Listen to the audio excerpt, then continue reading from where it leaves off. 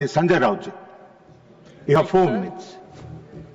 4 minute है। बाप रे, बहुत दिया सर, इतना मत दीजिए सर, बहुत दिया। 16 घंटा चर्चा है और 4 मिनट दे रहे हो आप। आपके पार्टी को जितना दिया आपने लिया होगा। पार्टी की बात छोड़ो, आपने ही खैरात दे रहे हैं। सर मैं बहुत संक्षिप्त में अपनी बात रखूंगा जी। पहलगांव में 26 लोगों की हत्या हो गई, कैसे अब तक सरकार नहीं बता पा रही। पूरा कश्मीर गृह मंत्रालय के अधीन है। 370 हटाने के बाद कश्मीर को केंद्र शासित प्रदेश बना दिया। वहां की पुलिस गृह मंत्रालय का आदेश का पालन करती है। पूरे कश्मीर में आर्म फोर्स एक्ट लगा दिया है। वहां के गवर्नर भी आपके हैं, बहुत मजबूत आदमी है। फिर भी हमला हुआ और हमलावर निकल गए।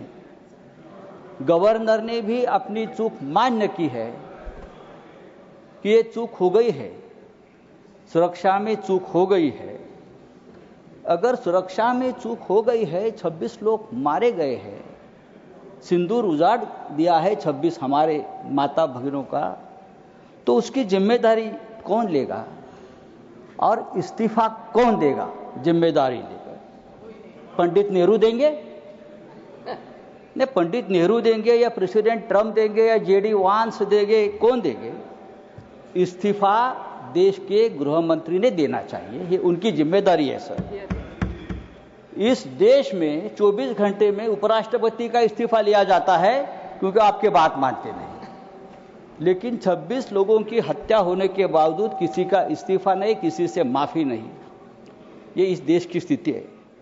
हमारे आदरणीय प्रधानमंत्री अपने आप को ईश्वर के अवतार मानते हैं, उनके भक्त उनको ईश्वर के अवतार मानते हैं। वो भी कहते हैं, उनका कहना है कि मैं समय से पहले समय को भांप लेता हूं, ये ईश्वर की कृपा है। तो क्या ये आतंकवादी पहलगांव में घुसकर 26 लोगों को मारने आने वाले हैं? ये आपने क्यों भाप नहीं लिया? ये हमारे सामने और देश के सामने सबसे बड़ा सवाल है। मैं कांग्रेस के हमारे जो नेता है उनसे कहना चाहता हूं, मेरे बाजू में बैठे हैं, यहां कल से मैं जो बड़े बड़े भाषण सुन रहा हूं, चाहे राजनाथ सिंह जी हो, चाहे हमारे विदेश मंत्री हो, चाहे नड्डा जी हो, सबको पंडित नेहरू की बहुत याद आती है। पंडित नेहरू हो, सरदार पटेल हो, भूतकाल में बहुत घूमते हैं आप लोग।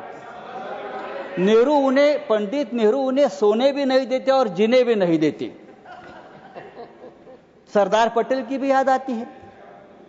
मेरा ये कहना है कि नेहरू तो महान थे, लेकिन सरदार पटेल को प्रधानमंत्री न बनाकर हमने एक ऐतिहासिक भूल की है।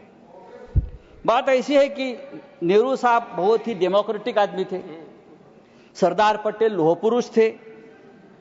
अगर सरदार पटेल ऐसे नेता थे जिसने पहली बार आरएसएस पर प्रतिबंध लगाया था। अगर सरदार पटेल जीवित होते और 10 साल, तो ये लोग आज सामने दिखते भी नहीं। आरएसएस को पूरे आजीवन प्रतिबंध लगा देते। समय समाप्त हो रहा है, उनकी विषय पर बोलिए। फेंक देते।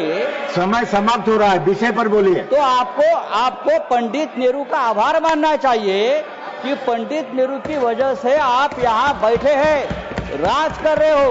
ये पंडित नेहरू की मेहरबानी है। अगर सरदार पटेल प्रधानमंत्री होते तो आज आप हमारे सामने सत्ता में हो या देश में दिखते नहीं, उखाड़ कर फेंक देते।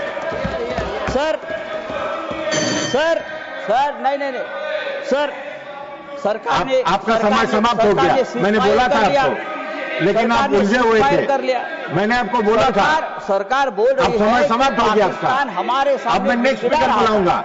पाकिस्तान हमारे सामने गिड़गिड़ा रहा था, हाथ जोड़कर हमसे रिक्वेस्ट कर रहा था कि सीजफायर कर लीजिए, युद्ध विराम कर लीजिए। अगर युद्ध विराम किया है तो युद्ध विराम के बदले में हमको क्या मिला? आप मुझे बताइए।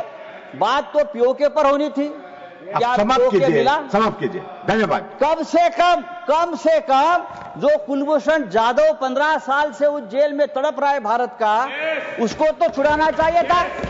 एक बात करनी चाहिए थी, हमारा कुलभूषण जाधव स्पीकर बुला रहा हूं संजय राउत साहब, आप सीनियर मेंबर हैं, 15 साल से समाप्त कीजिए। तड़प रहा है, उसकी तो मांग होती। हमारे पास से मछुआरे Shankarrao Sawant. Nothing will go on record except